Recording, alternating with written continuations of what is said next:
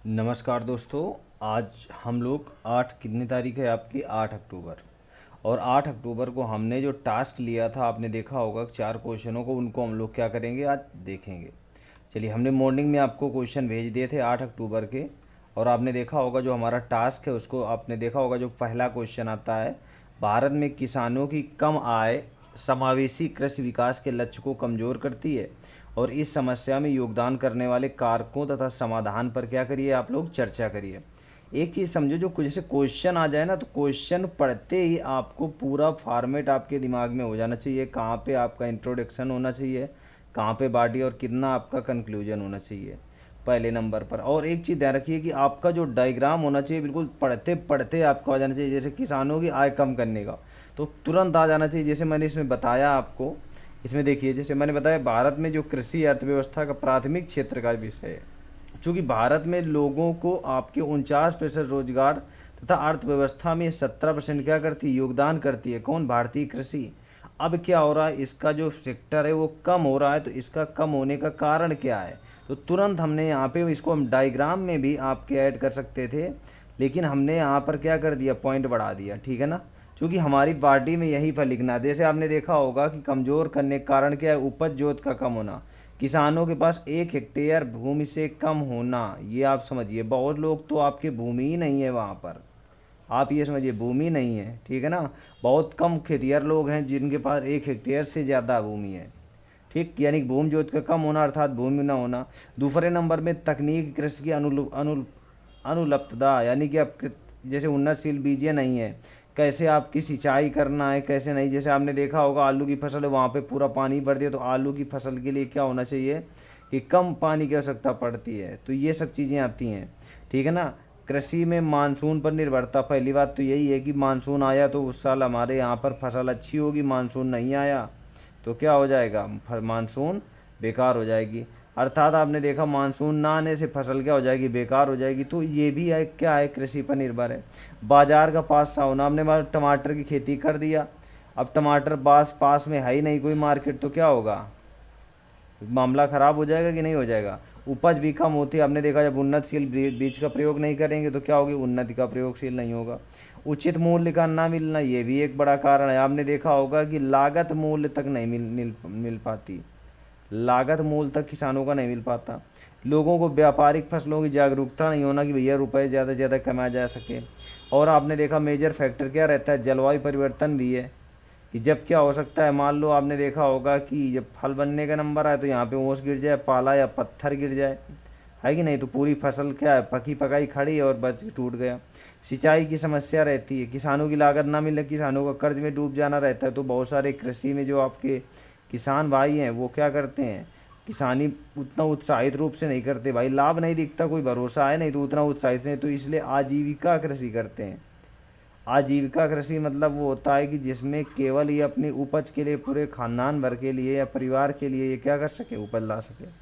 अगर इनके उपाय के बारे में बात करें, हमने देखा होगा कि कई सारी योजनाएं बनाई गई। जैसे आपने देखा होगा किसानों की आय के लिए पहले नंबर पर ये आप मैप भी बना सकते हैं, फसल बीमा योजना, सम्मान निधि योजना, किसान मानधन योजना हो गया, मृदा स्वास्थ्य कार्ड, मृदा की गुणवत्ता जानने के लिए कितना उर्वरक डाला जाए। उसके बाद एग्रीकल्चर इंफ्रास्ट्रक्चर फंड आ गया, किसान क्रेडिट कार्ड आ गया। तो ये सब चीज़ें आपने देखा होगा कि ये भारत सरकार ने किसानों की आय को बढ़ाने के लिए किया। इसके साथ ही आपने देखा होगा मेगा फूड पार्क वगैरह भी बनाए, सूखा राहत कोष बनाए। जैसे अचानक सूखा पड़ गया या आपने देखा बाढ़ राहत कोष आ गया।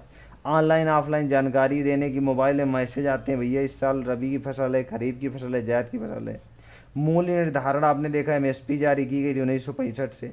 गन्ने के लिए आपकी एफआरपी जारी की आदि हैं। तो इस प्रकार हम लोग क्या कह सकते हैं कि समावेशी विकास के लिए आपको चिन्हित करने के लिए सरकार की योजनाओं को प्रभावशाली तरीके से क्या करना, लक्ष्य को पूरा करना चाहिए।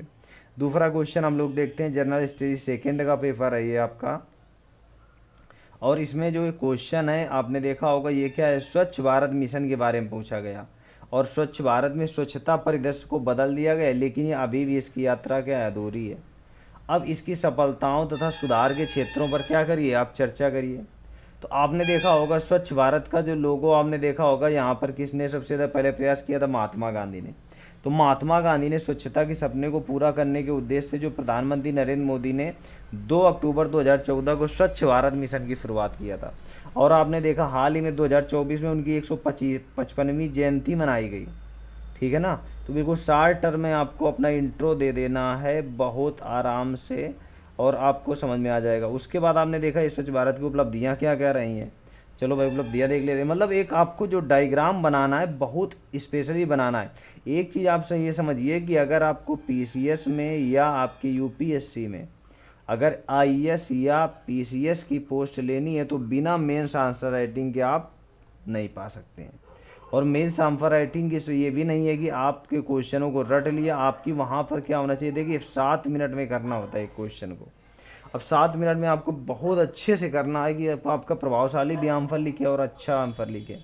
ठीक है ना। तो वो केवल आपके एक चीज़ से संबंधित है, प्रैक्टिस से। आप ये समझिए जितना ज़्यादा प्रैक्टिस करेंगे आपकी उतनी ही क्या होगी, एसडीएम बनने के चांस सबसे ज़्यादा होंगे। क्लियर हो गया। प्री देखो हम लोग पढ़ ही रहे हैं, हर एक चीज़ आपने ध्यान दिया होगा, सब लोग पढ़ ही रहे हैं। तो चलिए अगला देख लेते हैं इसकी उपलब्धियाँ कौन कौन सी हैं। सितंबर 2023 तक ग्रामीण भारत में ज़्यादातर आपके गांव क्या है, खुले शौच से मुक्त हो गए, यानी ओडीएफ से मुक्त हो गए। यूनिसेफ ने देखा होगा, अभी एक रिपोर्ट जारी किया था, 93% महिलाएं क्या है अपने आप को सुरक्षित महसूस करती हैं। उसके बाद यूपी में लगभग सभी गांव क्या है खुले से क्या हो चुके हैं, मुक्त हो चुके हैं सब। ठीक है ना। जैसे आपने देखा इसके अलावा अन्य जैसे सामाजिक आपने देखा उपलब्धि कौन से, महिलाओं के साथ आपराधिक घटनाओं की कमी होती है। डब्ल्यूएचओ के अनुसार 2014 से 19 तक के आपने देखा होगा सुधारों में बहुत सारी कमियां आई हैं। ठीक है ना। अब देखो यहाँ पर परंतु कुछ कमियां हैं भाई, कमी देख लेते हैं। तो यहाँ पर जो कमी है, पहले आपने देखा हो जातिवादिता का बोलबाला। अब जैसे जो सवर्ण वर्ग है वो कहते हैं हम सफाई करेंगे ही नहीं, दूसरे लोगों से क्या करते हैं, करवाते हैं। तो ये भी एक क्या मानसिकता है। जागरूकता की कमी है कि जो सफाई है वो सबके लिए हो रही है, ना कि किसी एक व्यक्ति के लिए। भ्रष्टाचार हो जाता है। आपने देखा होगा कि स्वच्छता के लिए जो बजट भी फंड होता है उसमें क्या है, आधा रुपये आपको मिल पाता है, आधा नहीं मिल पाता। तो भ्रष्टाचार है। अधिकांश लोग खुले में से, जैसे कोई गांव का व्यक्ति है वो खुले में शौच करना भी पसंद करते हैं। जल प्रबंधन की समस्या हो जाती है। कभी कभी आपने देखा होगा कि जो गांव में आपके लेटरिन बाथरूम है वहाँ पे पानी की समस्या के कारण लोग यूज नहीं करते हैं, ये भी एक बड़ा कारण माना जाता है। स्वच्छता के लिए आपने देखा होगा जैसे भारत स्वच्छ भारत मिशन लाया गया, ग्रामीण और शहरी कार्यक्रम, ओडीएफ लाया गया, ओडीएफ डबल प्लस लाया गया, ये आप क्या देखा होगा। ठीक है ना। ये सभी आपके क्या हैं, इस आंसर को अच्छा एक प्रभावशाली आंसर बनाते हैं। चलिए अगला देख लेते हैं हम लोग। देखा होगा जीएस पेपर फर्स्ट का पेपर है, आपने देखा कि इसमें से भारत में पशुपालन तथा मत्स्य पालन के प्रबंधन में चुनौतियों पर चर्चा करिए तथा उपर्युक्त सुझावों को दर्शाइए।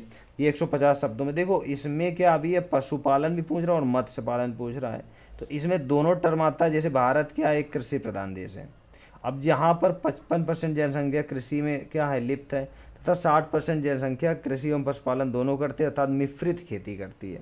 अब समस्याएं क्या हैं पशुपालन में। पहली बात आपकी सबसे बड़ी समस्या क्या है, अच्छी नस्ल का ना होना पशु को। तो ये जब अच्छी नस्ल का नहीं होगा दूध ज़्यादा देगा नहीं। ठीक है ना।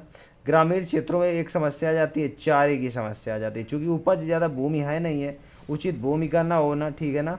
जलवायु परिवर्तन से बहुत सारी बीमारियां होती हैं। आपने देखा होगा पिग्मी वायरस जब ये भी राजस्थान में हुई थी। जैसे दुग्ध उत्पादन का कम होना, ताकि किसान की जो आजीविका है वो भी क्या रहती है, प्रभावित रहती है। मत्स्य पालन में क्या होता है, जैसे आपने रीड किया होगा कि भारत विश्व में सबसे बड़ा क्या है, मछली उत्पादक देश है, चौथा। तो चौथा जब बड़ा मछली उत्पादक देश है, परंतु यहाँ पर कुछ चुनौतियाँ जैसे स्वास्थ्य संबंधी क्या है समस्याएं हैं, उचित जानकारी का भी क्या है आपका अभाव है, परिवहन की क्या है आपकी इसमें से समस्या है, अच्छी जानकारी जैसे मछली कौन सी प्रजाति की है, किस तरह की है, ये पूछा जाता है, और जल प्रबंधन की समस्या मछली में बनी। आदि चुनौतियाँ हैं, परंतु इन चुनौतियों को निम्न प्रकार से समझाया जा सकता है। जैसे ग्रामीण क्षेत्रों में उन्नत नस्ल के जानवरों का पालन कराया जाए, ताकि आपने देखा होगा दूध उत्पादन क्षमता भी बढ़े तथा मांस उत्पादन में क्या हो, प्रोत्साहित किया जा सके। फसल उत्पादन के लिए बीजों का बहुत अच्छा होना जरूरी है, ताकि अधिक से अधिक क्या हो सके, कम पानी या कम लागत में क्या हो सके, ज़्यादा से ज़्यादा चारे का उत्पादन हो सके। योजनाएं बहुत चलाई गई जैसे कामधेनु योजना, पशुपालन योजना, ये सभी आपकी किससे योजनाएं हैं, आपकी पशुपालन से हैं। ठीक है ना। तो ये कुछ आपका ऐसा क्वेश्चन आपको लिखना है कि भाई बिल्कुल छपता चला जाए एग्जामिनर के दिमाग में। तब आप जाकर जैसे डायग्राम उसने केवल पढ़ ले, वहाँ पे आपको क्वेश्चन भाई जब इंटरेस्ट होगा तभी पढ़ेगा, ये आप समझिए, ठीक है ना। तो इतना अच्छा से प्रयास करिए और रेगुलर हमारे साथ में जुड़े रहिए आप, तो कहीं ना कहीं आपको बेनिफिट मिलेगा। आज थोड़ा लेट हो गया मैं, ठीक है ना, उसके लिए सॉरी, थैंक यू।